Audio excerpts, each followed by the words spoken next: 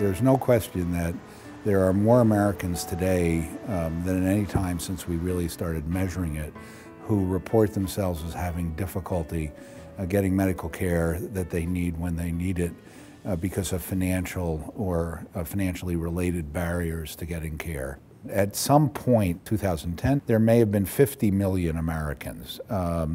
without health insurance at all. During the last 2 years, there are probably closer to 100 million Americans who've gone with some period of not having any health insurance. The largest group of uninsured Americans are members of working families in retail or other relatively low-paying jobs, which have a very small proportion of employers providing health insurance, or where employers provide health insurance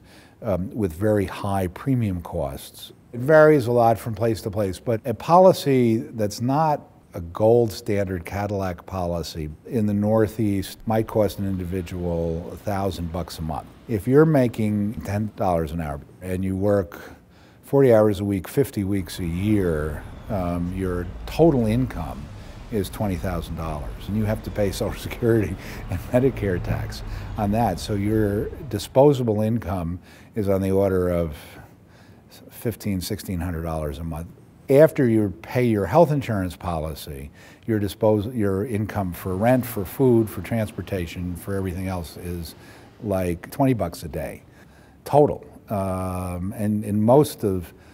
the communities we're talking about, it's just totally way beyond any reasonable expectation of what people have money to spend on. We have accepted, if not encouraged, a system in which hospitals and physicians and other providers of care raise the prices they charge on people with insurance in order to subsidize the services they do provide for people without insurance, so that everyone else is sort of paying a premium for it in the process. The Institute of Medicine,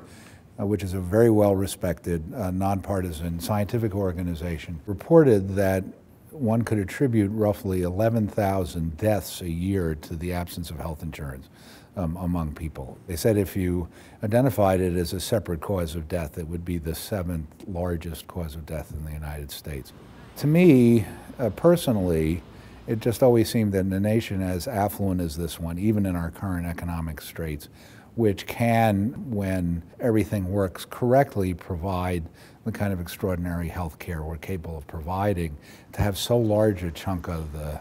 population, because of circumstances of one kind or another, sort of outside the system is just, I don't know how we sort of reconcile that with what we keep claiming are sort of our basic values as a nation, as a society.